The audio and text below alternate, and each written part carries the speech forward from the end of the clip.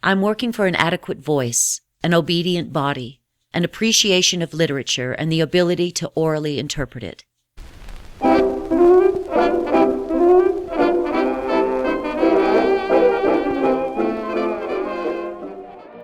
Saturday afternoon, September 16th, 1916, the dramatic section of the Historical Society met with Mrs. Morell for the first meeting and election of officers. Mrs. Adams, as chairman of the meeting, spoke, welcoming the section as members of the society.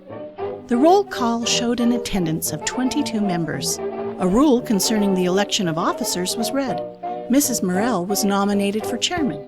No other nominations were made, so the rules were suspended and the election was made by acclamation, the vote being unanimous. For secretary-treasurer, Miss Monk was elected. For historian, Mrs. Bartlett was elected. The matter of the day for the meeting of the dramatic section was discussed, and the day already set, Saturday afternoon, was retained. The first number of the program was a musical number by the Misses Rich. An intermission followed, during which refreshments were served by the hostess. Another musical selection by the Mrs. Rich was enjoyed, after which Mr. Moroni Olison read The Terrible Meek. The section adjourned until Saturday, September 30, to meet with Miss Dorothea Browning.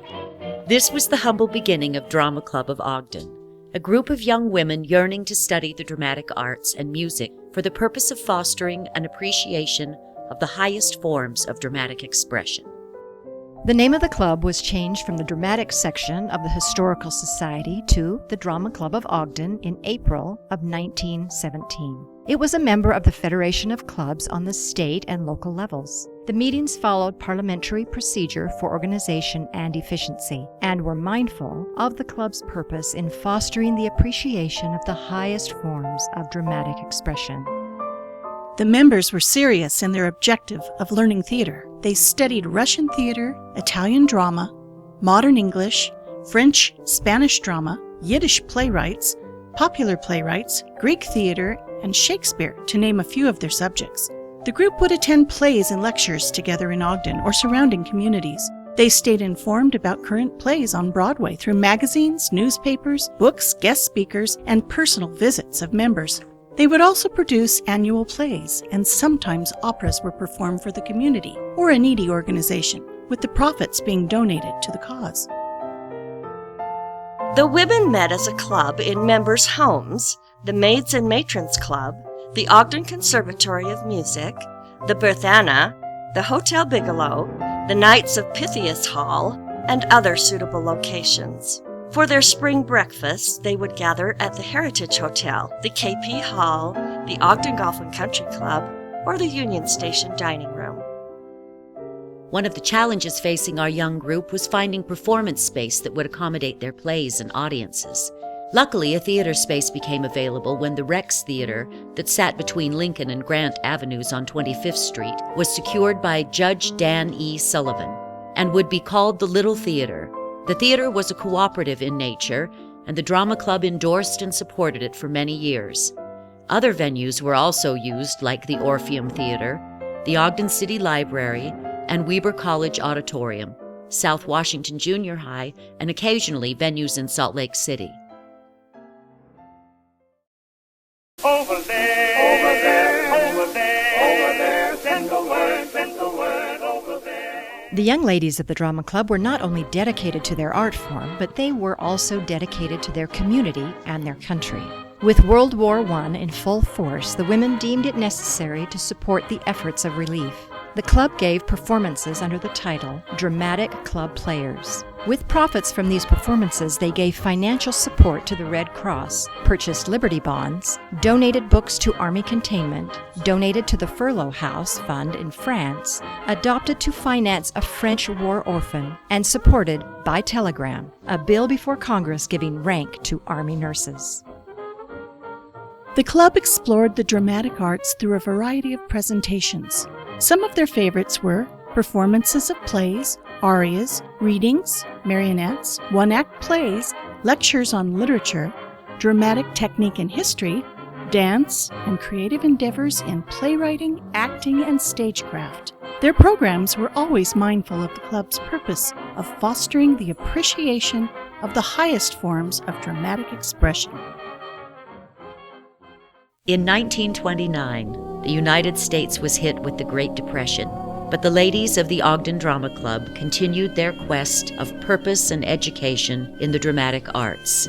Here are some examples of their accomplishments during the next 12 years. They competed in the State Federation of Women's Clubs annual playwriting competitions, where they frequently won the Wattis Cup for first prize. They often donated money to the public library's dramatic section with money earned from their annual play. In 1931, they contributed money for the Federation Club's float for the July 4th parade and supported the Federation in their efforts for unemployed women.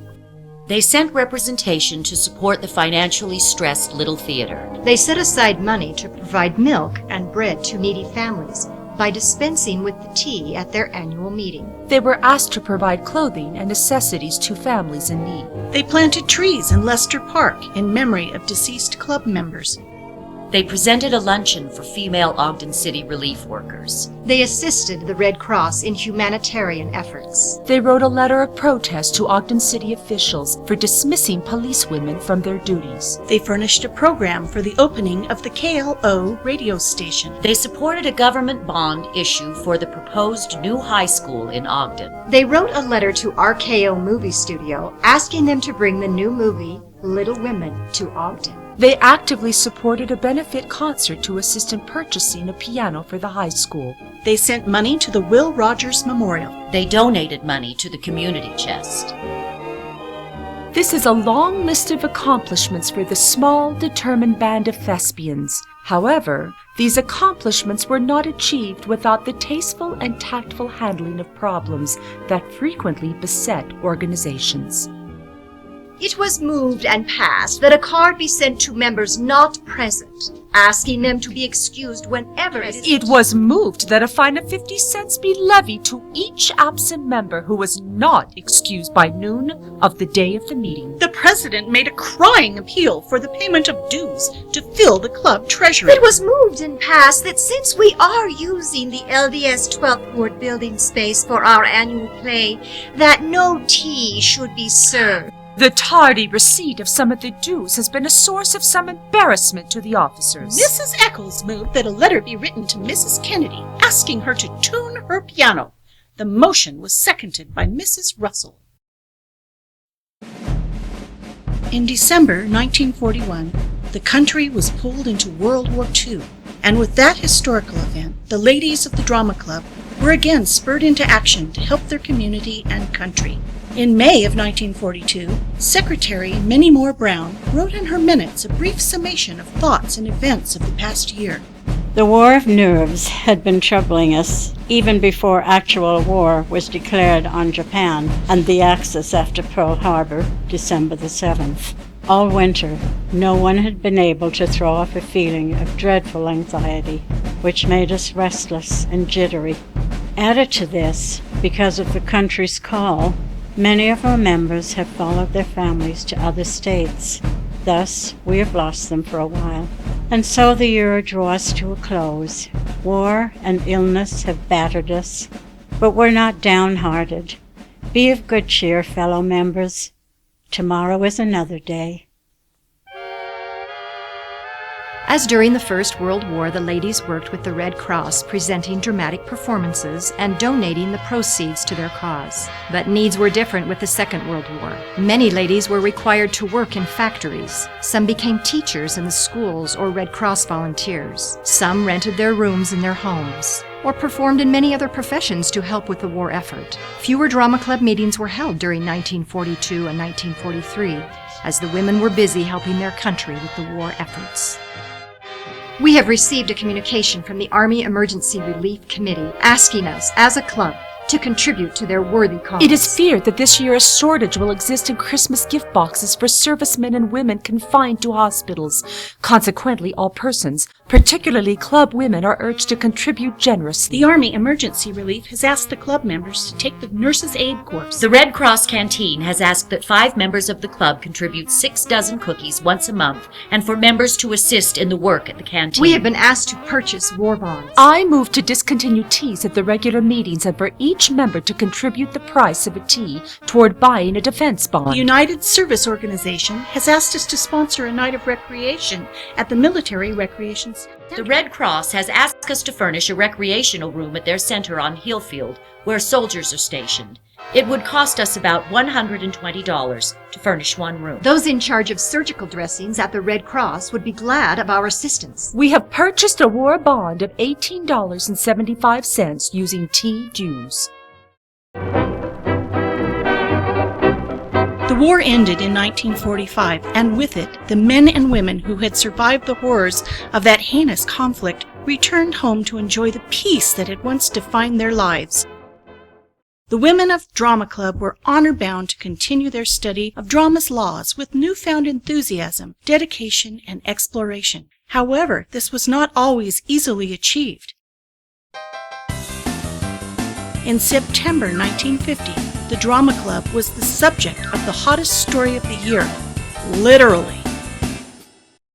To quote an article by Larry Evans from the Standard Examiner, Our dreary tale of smoke and tears begins during the late war, pre-Korea, when 4-room houses were selling for only $10,500 and income taxes were still being bluffed out of the 4-figure bracket.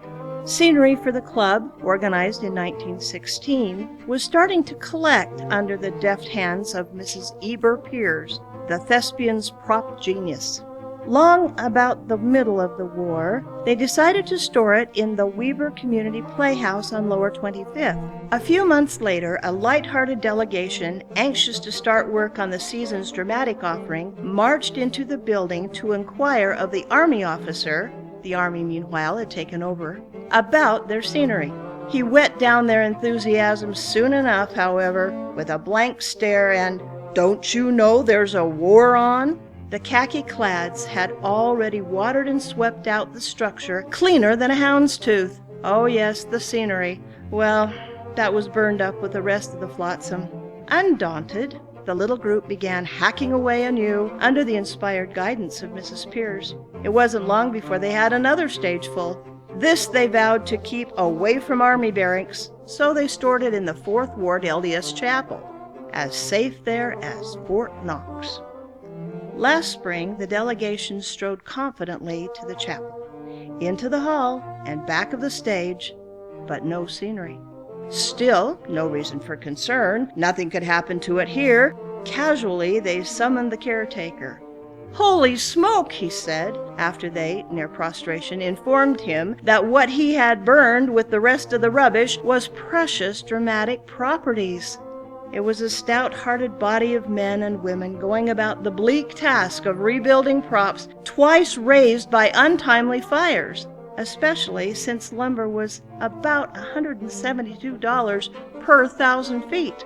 Slowly, soberly, 3 beautiful sets took form, of course, under the gifted hand of Mrs. Piers.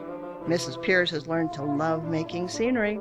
When it was finished last summer, Mrs. R.B. Porter said, "I know just the place to store it." Just the place turned out to be a garage in North Ogden. Perfectly weatherproofed, sets were bedded down for the fall season this year. Drama Club members relaxed. Certainly this was just the place. In July, one of the members read a small item tucked away in the obscure recesses of the paper, telling how lightning had struck a garage in North Ogden, burning it to the ground. Well, of course, it couldn't be the garage. Looking back through the tempering film of time, Ogden Drama Club members almost joke now about how it was struck 3 times, first by the military, then by the church, and finally by an act of God. But a burning interest in histrionics can't be permanently doused. A couple of weeks ago, members presented a play in the backyard home of their president, Mrs. Helen Harding, with lights of the city spreading out westward for a backdrop. But Mrs. Piers hasn't despaired. There will be more scenery and more plays. Members would be interested, by the way, in information about any heavy steel vaults in the area. A stone cellar might be satisfactory, provided it is deep hewn. After the trial of their toasted scenery, the club received a generous donation for all the summer theater scenery and equipment so the show could go on without delay. As the 1950s progressed, the members continued to seek the knowledge of worldwide theater. Here are some examples of their endeavors.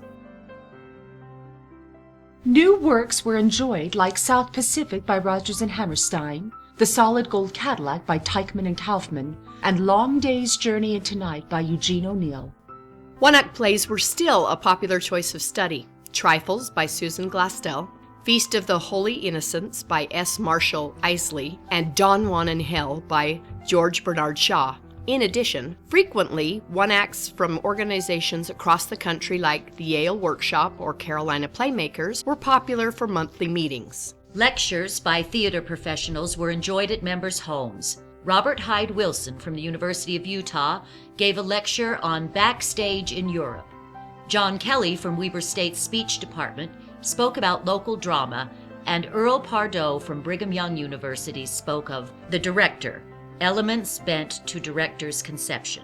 Their annual plays like Lo and Behold by John Patrick and Cricket on the Hearth by Charles Dickens were held as noteworthy events in the Ogden area. Club members also attended theater events in Salt Lake City, enjoying the talents of such noteworthy stars as Vincent Price in T.S. Eliot's The Cocktail Party and a touring show of The Diary of Anne Frank. Members participated in Living Masterpieces for Art Week in Ogden. At this event, members would recreate famous paintings in costume and setting. In November of 1955, one member wrote, "Our picture was of old-time Dickens-like carolers, standing under a lamppost in the snow. They surprised the audience by suddenly coming to life and singing, and then they would return to their statue pose for 1 minute amid great applause." Through the years, the club's historians filled the scrapbooks full of clippings and photos from the Ogden Standard-Examiner's Society page, giving notice of the club's meetings, plays, and celebrations. As time passed, in addition to these announcements were notices of deaths of beloved longtime members and supporters of the club, a lasting tribute to their life and love of the theater. In 1956, the club celebrated their 40th anniversary. At their event, Margaret Zitzman wrote about the club and its purpose. We have been told that our club is unique, that we have devoted 40 years to the study of just one subject, the drama. Some of these years have been given to the study of the American theater, European drama, and the drama of the Orient. We have studied comedy, tragedy, and the historical drama. We have tried to come to a better understanding of the people of other nations through their plays. 1 year was given to women in the theater. We've studied stagecraft, we've studied opera. Members have given papers on different phases of drama or dramatists, or the physical theater. We've studied plays from the ancient Greek theater, plays from the Middle Ages, and plays so modern that they were listed in our program as a play from Broadway, or the prize play of the year. Yes, after 40 years, we may not walk so fast as once we did. Our hair may not be so black or golden, but mention the theater, and our eyes light up with the same old sparkle. At heart, we are still just a group of stage-struck lasses. As the 1960s exploded onto the scene, with Beatle haircuts, go-go boots, and flower power, the ladies of the Drama Club continued their study of the theater without missing a step. They began the decade by learning about famous, noteworthy actresses and their contributions to the theater. Some of the actresses and the works in which they performed were Eleanor Juse in Ibsen's Hedda Gabler, Maud Adams in James M. Barrie's Quality Street, Nazimova in Oscar Wilde's Salome, and Gertrude Lawrence in Noel Coward's Private Lives. Members of the club were also involved in the community's original production, All Faces West, written and arranged by Roland and Helen Perry, which starred famed opera star Igor Gorin as Brigham Young. Longtime club member Mrs. Eber F. Piers wrote the continuity for the show, and many club members performed in the show, which told, through song and dance, the trials and determination of the early Mormon pioneers' cross-continent trek for religious freedom. The club continued through the decade, enjoying the works of playwrights through their studies, guest speakers, and performances. Their companionship with Weber State College made it possible for members to enjoy performances of Medea by Euripides and the musical Brigadoon. The golden anniversary of the club was celebrated with their annual breakfast at the home of Mrs. Grant Southwick, with special honors to surviving Charter Drama Club members, Mrs. Royal Eccles, Mrs. Clyde T. Greenwell, and Mrs. Joseph R. Morell. The play Ever Young by Alice Gerstenberg was presented with love to Minnie Moore Brown. As the decade of the 60s drew to a close, the drama club meetings seemed as exciting as the decade itself, as illustrated by Mrs. Frances Nicholas in her secretary's report. I will only say that, dramatically speaking, it has been a most successful year of high melodrama, sophisticated syndromes, great emotional splurges, and farcical comedy interspersed by exciting music. The decade of the 70s began with fashion news of pajama suits, the big dress, pantsuits, and the ultra-feminine cocktail dress in peach, apricot, burgundy, and camel shades, as recorded by Hazel Robertson, 1975, indicating the styles the ladies in the club would be wearing to their monthly meetings. In August 1973, the Alumni Community Theater was established to encourage and provide opportunity for alumni and other residents of the community to participate in theater productions. In 1976, The Parlor Players was introduced by Fern Taylor. She recognized the need for a smaller group that could perform plays in costume in a space as small as a parlor. The Parlor Players would perform the same play numerous times during the year. Through the end of the decade and into the 80s, the club continued to study the art of theater, appreciate the beauties of music, and nurture the lasting friendships with the ladies of Drama Club of Ogden. President Athling B. Johnson stated in her President's Report that the 1980-81 year had been one of flexibility, fibrillation, and juggling. We've jumped from house to house, from week to week, but the year's program, The Year of the Woman, featuring plays with strong women characters, has been as scheduled by the program committee. On November 20th, 1986, at the Bertha Eccles Arts Center, the club celebrated its 70th birthday with a musical program by several talented members and the one-act play, Are Men Superior? The play tried to prove the superiority of man over woman, or vice versa. A perfect piece of theater to celebrate the 70 years of the intelligent and talented women in the drama club and their quest for theater enlightenment. We definitely are superior. In 1989, to close out the decade of the 80s, the club hosted Nathan and Ruth Hale of the Hale Center Theater in Salt Lake City. They presented skits featuring humorous incidents of an older couple. The decade of the 90s brought change to the club.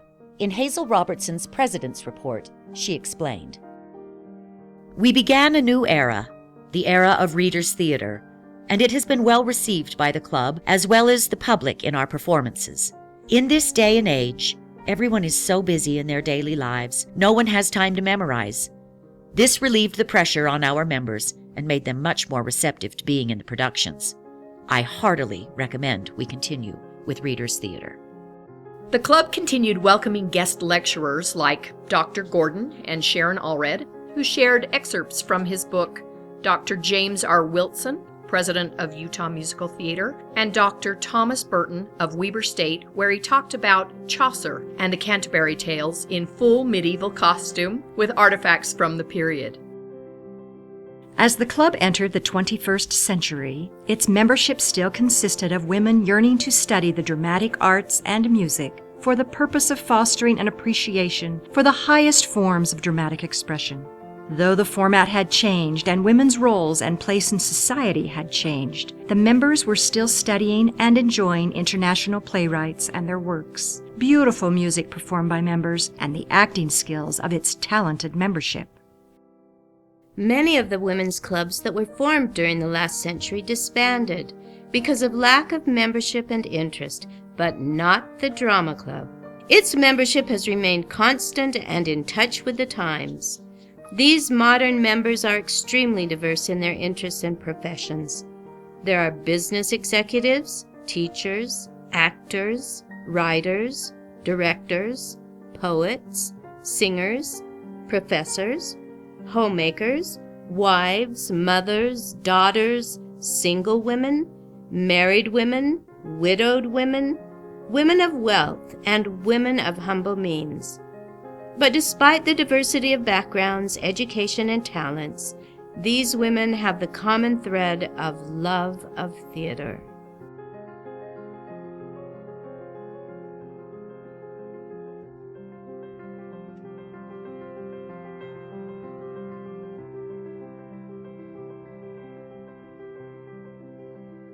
Just as in the past, the club ladies are still concerned with the advancement of worthy causes in the community, and they support several arts organizations with modest donations from dues. Just as in the past, they still address the types of problems that beset the women of the past, challenges with aging, illnesses, divorces, finances, family situations, and deaths. However, despite these obstacles, the club is still thriving. So we won't close the door on the last 100 years too tightly, because the traditions and legacies that developed through the decades have been a key to its success.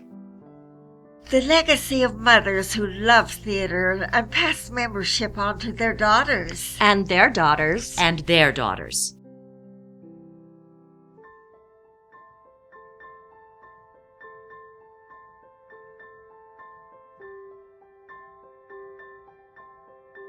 Gathering monthly to learn of playwrights and enjoying performances of readers' theater and music by fellow club members. Everyone holding hands and singing Auld Lang Syne at the Christmas party, followed by We Wish You a Merry Christmas. Presidents passing not only a gavel, but a chocolate press to the next president. And last but not least, serving a dessert for the evening with mixed nuts on the side.